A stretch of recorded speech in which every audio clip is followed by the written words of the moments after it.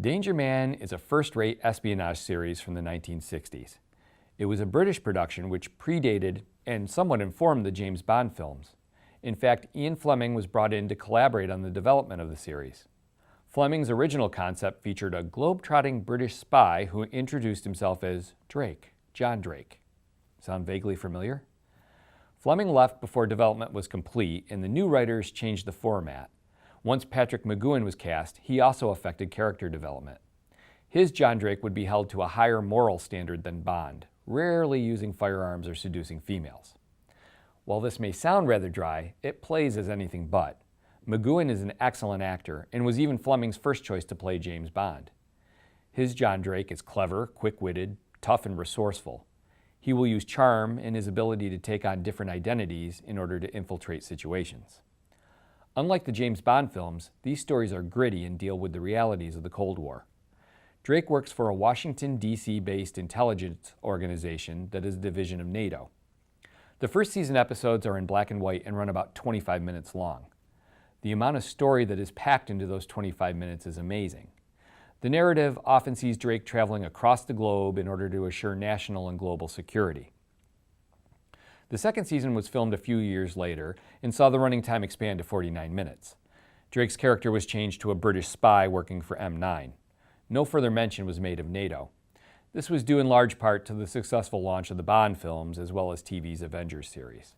Drake's jet-setting adventures, however, remain largely unchanged. It was also during this time that the show found popularity in the U.S. under the title Secret Agent. It was here that it was fitted with the Secret Agent Man theme song sung by Johnny Rivers, which itself became a success. McGoohan was determined that the show remain family-friendly, unlike Bond and The Saint, another role that he was offered and turned down. Throughout the entire run of the series, Drake only ever shoots and kills one person. He also never romances the women in the stories. He does use his charm, and he isn't blind to the attraction he feels for the female characters, but he knows that any relationship would be impractical in his line of work. The final season consists of only 2 episodes, the only color entries in the series, that were later edited into a movie.